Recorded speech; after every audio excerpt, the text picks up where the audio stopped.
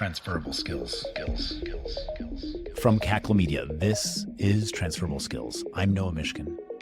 I want to start with a trigger warning. This episode deals with very important, sensitive, and difficult subjects, including suicide. Today's guest is Grant Merrell, who will share his skills journey from being a pastor into suicide prevention. It's a very important subject, a very important conversation, and this was a very meaningful conversation for me, and I hope it's a very insightful, inspirational, and meaningful conversation for you, the audience. I hope you enjoy. Grant, welcome to the show. Thanks. So glad to be here. Great to have you here today. Tell me how your career journey began. Where did you start?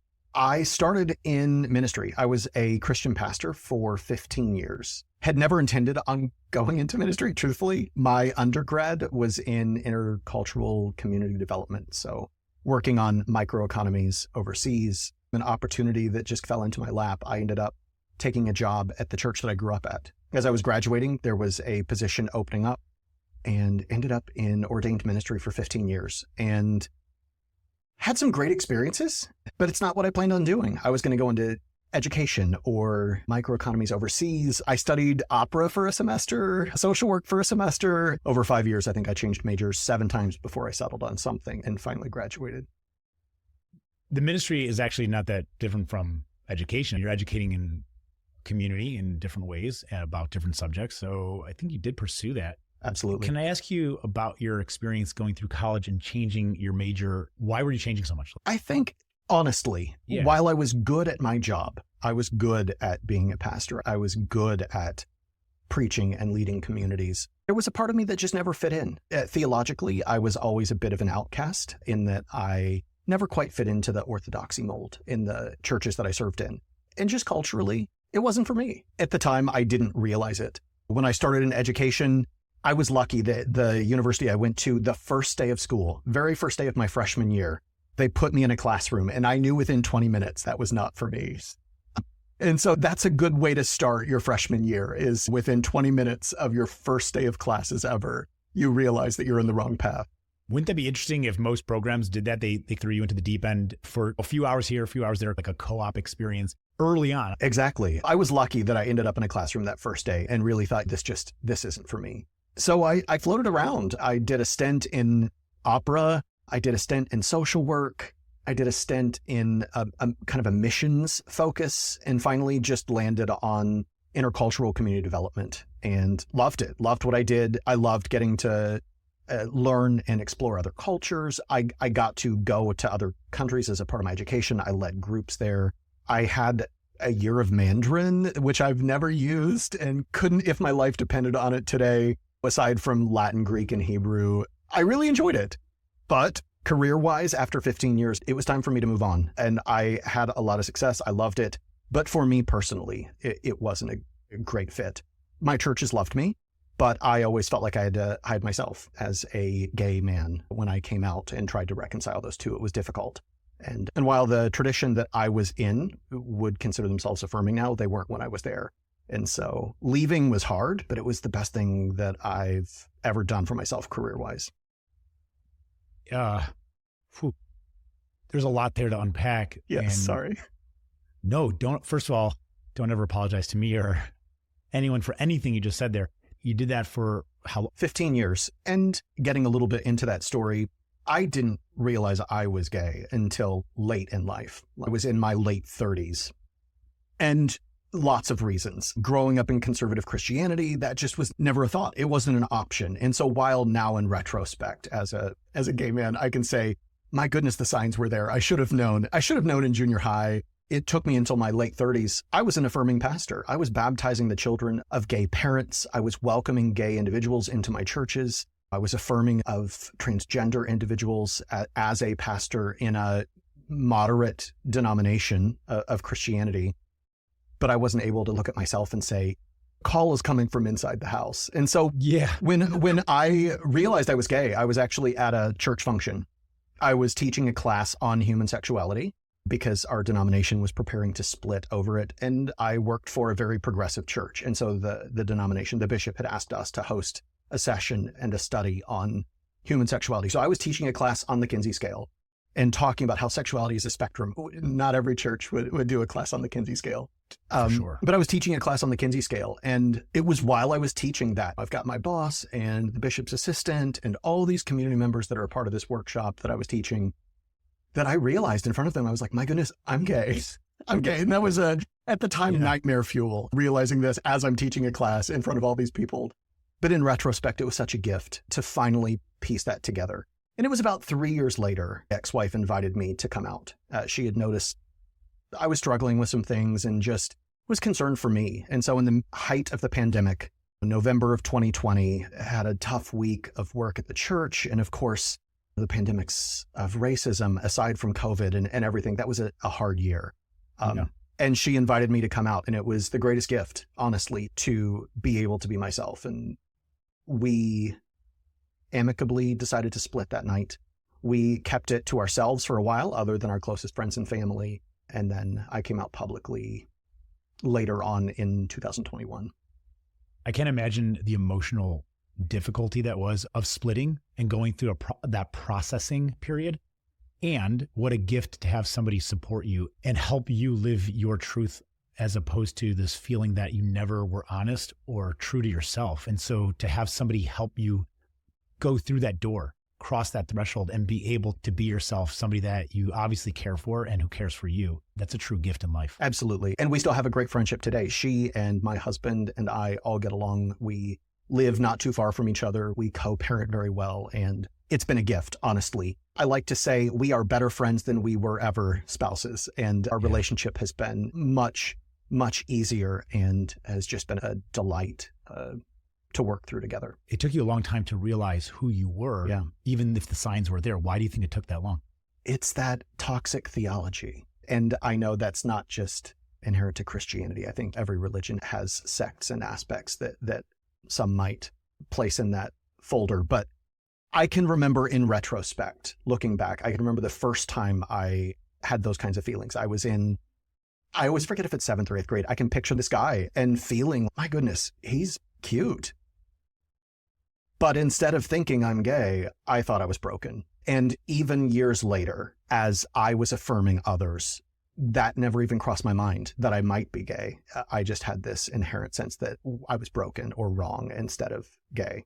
So you were trained to not acknowledge it. You were trained to say that's an impossibility. Exactly. So therefore it can't be me. Exactly. That's hard. Yeah. I feel so lucky to be where I'm at today. And I feel lucky that I was able to get to a place where when I finally accepted that for myself, when I realized it, I could celebrate it. And it wasn't something I felt ashamed of. When I realized I was gay for those 3 years, I'd never intended to come out. I said, you know what? If my family's happy, then I'll be fine. You're a martyr. Exactly. And when I finally came out, I really began to realize that I have gifts and skills and abilities. And that's something that I never picked up on. I began to realize all these things that I'd swept away were things that could help me be a better version of myself. And I think just professionally, even though my career has changed since then, professionally, I'm better at what I do because I bring my whole self and I don't feel like I'm stuffing part of me away. Yeah. Do you think you had the chance that you could actually take these skills and your own personal experience and bring that back to the church in a way that could be in support of others who need it? I think I could. I don't think I will. I think I could. I'm grateful for, and I've said this so many times, I'm grateful for many colleagues that I have that were in a similar place or weren't in a similar place, but have found themselves in the categories of being queer and clergy. Mm-hmm. I'm thankful that they have stayed in the church and are a voice in that environment. For me personally, I think that my professional work won't ever be for a religious organization again. However, I am a part of an interfaith religious order where part of my work is sharing my story and helping people realize that the divine, the spirit is everywhere, in or outside of buildings. It's possible that you have more of an opportunity to provide an impact and education outside the clergy than you did in it. I think so. And I found myself in a strange place in that before I came out, I found myself on TikTok and I was this progressive clergy person. I helped start the Progressive Clergy Network, which has had millions of views over the last several years. Hundreds of clergy have participated in it. And all these people started following me. 300,000 plus people followed me as this progressive pastor. And then I came out and then they got stuck with me and followed me along my journey of discovering myself. And it's been a joy. Why do you think you gained such a following on social media? The novelty at the time as a pastor who was doing silly videos, speaking positive things about groups that many don't view well in our society. Yes. I mean, all of being a voice for marginalized individuals, it caught attention. It caught lots of hate as well. If I were to like pull up my blocked list on TikTok, it would be huge. If you're getting a lot of pushback, then it means that you're doing something right. That's the truth. And you can call it novelty, and that's possible. It is novel, meaning that it's new and different, but it's also relatable. And that's why it's meaningful. That's why you have a big following. It's that because people want this. They want that relatable bridge between their theology and spiritual connection. You had that big following probably because you're the person that people are looking for. Yeah, thanks. Education was something super interesting to you. You got into pastoral work. Mm-hmm. Did that fulfill that interest in some ways of being an educator, but without being in a classroom per se? Absolutely. I love teaching.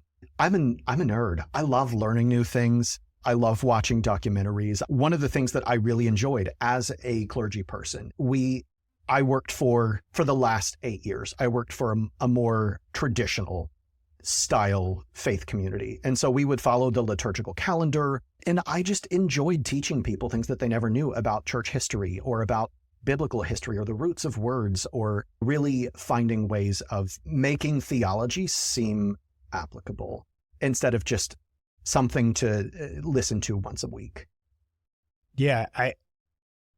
Wow. I think I struggle with that personally in my life, that theology should be rooted in history. It should be as an inspiration for a code of conduct and how to live an ethical life and how to make decisions that are ethical. I don't know if it's offensive to some people, but I'm going to say it, that the subject can be replaced and it somewhat doesn't matter. Whether you insert a deity, a god, a name, an individual, a leader, that's the conduit, that's the vehicle. But ultimately, it's about the values that are being portrayed through these stories, the narratives. I'm right now in a place where I'm showing my kids films that I grew up with from the 90s. And sometimes because of what I remember, I will watch them first to preview to see if it's appropriate for them. And sometimes they're a little edgy, but fine, we'll watch it. And sometimes I'm like, no, that did not age well. And we're only talking about 20, 30 years ago. Absolutely. And so now if you talk about certain rules or lifestyles that are written in codes that were thousands of years old, the question is, I'm not suggesting to rewrite history. I'm not suggesting that we abandon our background and our values and our ethics. I'm questioning, though, do we know things more now?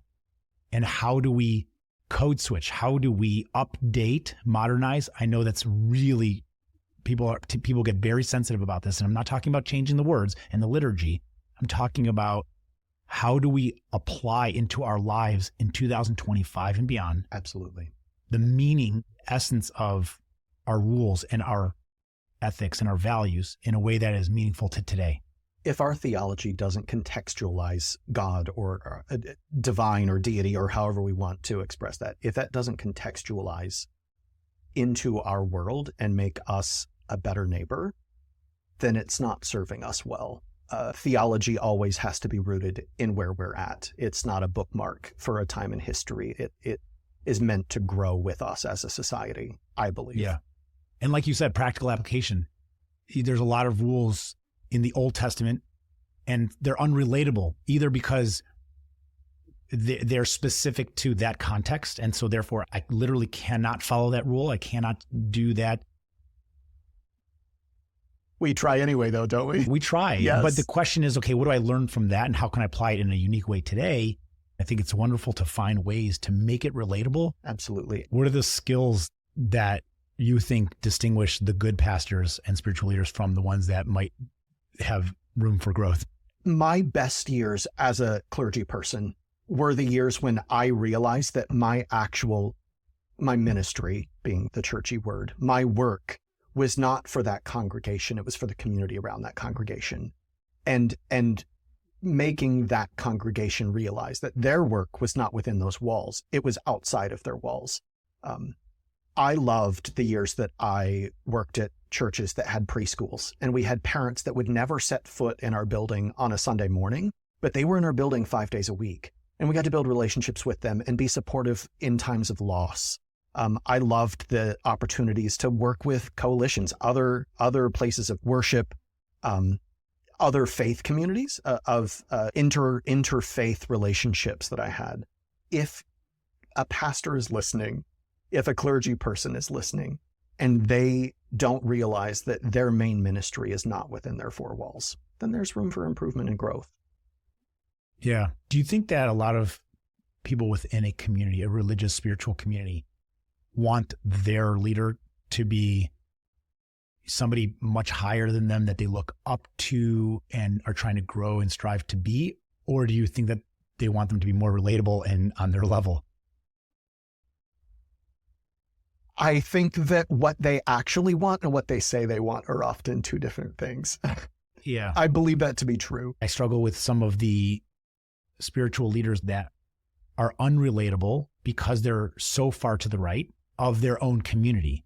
And a question I have often is, I ask myself, okay, if I can step back and stop being so pessimistic, so critical and judgmental, is that actually helpful? Like, for instance, I should probably be inspired and motivated to take on more, to be more observant by way of being inspired by my leader. But I also, it's a double-edged sword. I don't want them criticizing and saying what you're doing is wrong. Absolutely. This is my lifestyle. Don't tell me what to do. But then I ask you to tell me what to do. Yeah. Maybe it's a no-win situation for some of those people in those positions, in as much as it's the same for me. It's a no-win. I want them to be an inspiration and be more conservative than I am. So that way I am motivated and inspired to take on more, to be more observant. But then also, if you're too far, I can't relate and I'm annoyed. Yeah. I think at root, we all want God, and in turn, those leading our faith community to look and act like us, because there's something beautiful about that kind of incarnational view of the divine. But when we idolize ourselves and we demand that, that's, I think, when it's difficult. When you put in your 15 years and you felt like you had done enough and you wanted something different, it was time. Maybe you needed something different. Did you know what you wanted to move into yet? Or did you take some time off and explore that? How did you figure out what you wanted to do next? Not at all. I didn't know at all what I wanted to do. And to make a long story very short, when I chose to leave the faith tradition that I was a part of, originally my denominational leadership was supportive of me being gay, even though the denomination itself was not necessarily in a super supportive stance. They said, sure, you can be gay as long as you're single and celibate, which sounds lovely when it's not you who's considering being single and celibate. And originally, that's what I'd planned on doing. I was going to be single and celibate. Told my ex-wife that, told my family that, started counseling just because that was a season where I needed all the therapy help I could get. And in the midst of my counseling relationship, my therapist said, let me understand this. You are coming out as gay, and you've never even been on a date with a guy. And I was like, when you put it that way, it's wild to think about. I knew in my heart, but I'd never been in that place. And so I dipped my toe into the dating pool. And in the midst of that, met my husband, had a magical first date, knew right away that he was the guy that I wanted to spend the rest of my life with. And so about that time, someone at my church assumed my sexuality because they knew that I was getting a divorce and had started sharing that publicly. And I decided that I just needed some time away. Went on a vacation. I was getting ready to go on a road trip up and down the Pacific Coast Highway. That was on my bucket list. I just needed some time away. And my dad, as I was getting ready for this trip, called me and said, hey, I'm like driving through town. I lived 3.5 hours away from my dad. But he was like, I'm like driving through town. Do you want to have lunch? And we sat down for lunch. And as we were eating, my dad said to me, I just want you to tell me that you're not going to allow your life to be ruined. I want you to tell me that you're not going to give up your chance on happiness for a church that doesn't care about you. And that was what I needed to hear as I left for this vacation. Felt like myself for the first time because I wasn't trying to balance who I was and where I work. And after a couple of nights, I called my now husband and said, I think I'm going to quit my job. And he was so supportive. And so I came back from that trip, put in a 6-week notice because they needed time to find someone to take my church over. It was about a month after I left my job that I got a job as a project manager for a nationwide commercial sign company. And I didn't love what I did, but I worked for safe people. And that's what I needed for a season to figure out what I wanted to do for the rest of my life. I enjoyed what I was doing, the details of knowing companies' branding and helping design what would work best on the fronts of buildings. In a lot of ways, the organizational work that I did as a pastor came into that. As a project manager, I was doing on a small scale what I was doing on a year-round scale as a clergy person. But after about a year, I was saying to my husband, at the time fiance, I miss having a connection to what I do. I like working for good people. I love having a job that I can leave at 5 o'clock and not think about in the evening or over the weekend. But I miss feeling like I'm making the world a better place. Yeah. And I fell into a job. I had lost a friend to suicide in 2018. My friend was a conservative pastor who was married to a woman, and he had 9 children and was gay. And he didn't know what to do with that. And unfortunately, like lots of people, felt like he was better off dead than himself. Yeah. It's heartbreaking. It could have been me. And I could have seen those signs if I would have had training on suicide prevention. And I took a class on suicide prevention in 2019. It was amazingly helpful. I'd wished I would have had it sooner in my work in churches because I don't know how many times I had conversations with people who were considering suicide. And while I never said anything terrible, I didn't screw anything up, I could have done so much better if I would have had tools. So fast forward a few years when I'm trying to figure out what I want to do with my life, I fell into a job in suicide prevention, connecting organizations with trainings that can help them get their people prepared to provide help in a moment of suicide crisis. And I absolutely love it.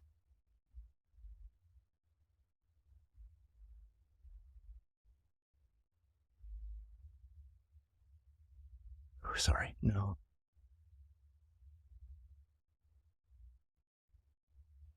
Expect that. No, I'm sorry.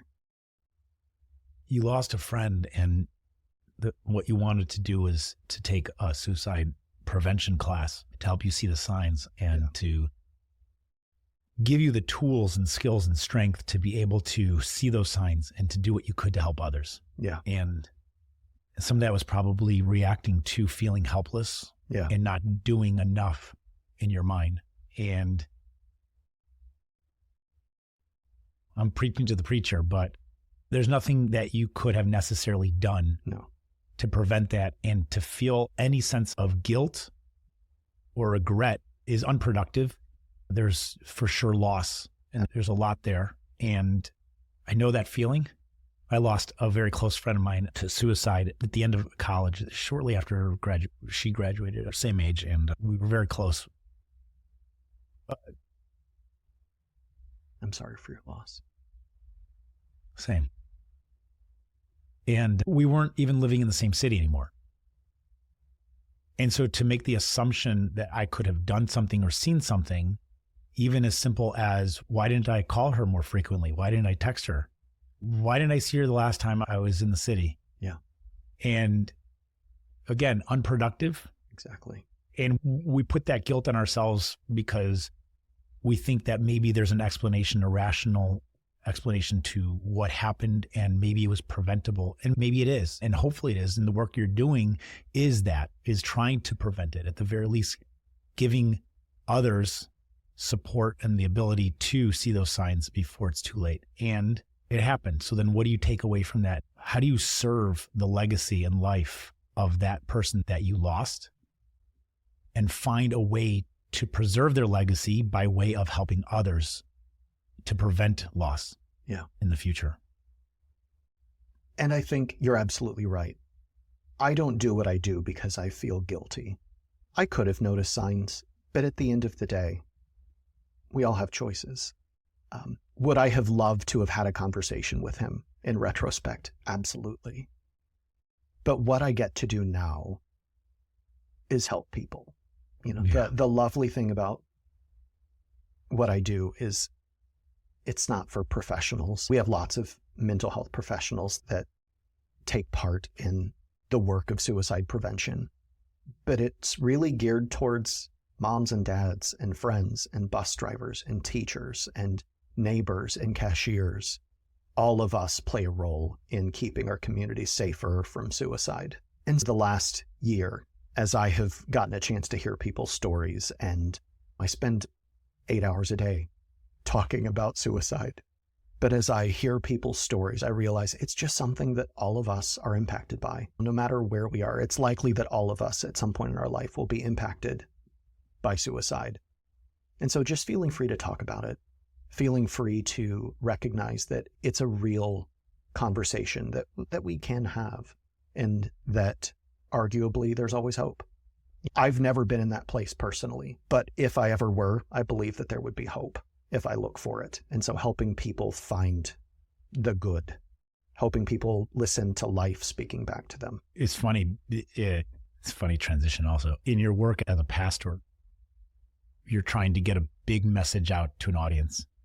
And immediately when you're describing your next job working in signage, I was like, oh, you're doing the same thing for others' messages to get it out there to a big audience. Many people I have talked to transition into the career pivots that they made was that they were following a calling that they have been ignoring for a long time, much later than they should have been hearing the signs, as you described in some ways, that they should have been more sensitive and aware, and maybe now are living that truth or pursuing that path.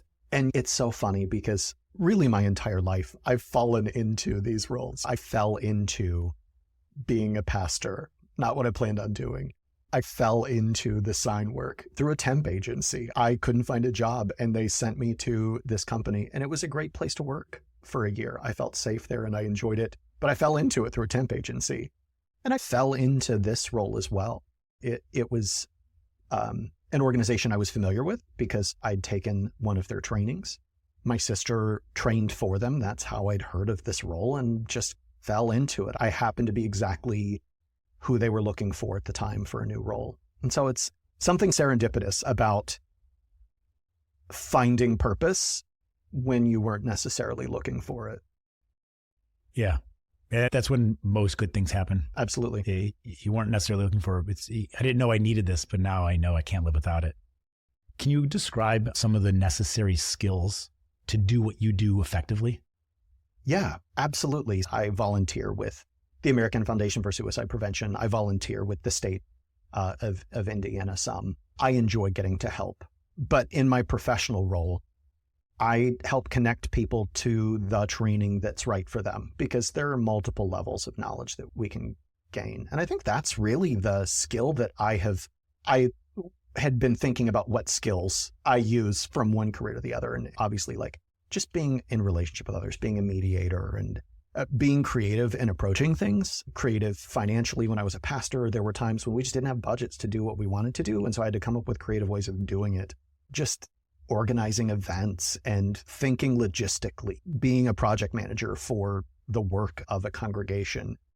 But I think being a connector has been the skill that has taken me through everything. You can learn all kinds of things. I had to learn content knowledge for mental health care because I didn't study mental health care. I wasn't a professional in suicide prevention. But you can always learn content, but you can't learn the ability to connect people to what they need, to connect people to other resources, to other individuals in their community, to organizations that can partner with them.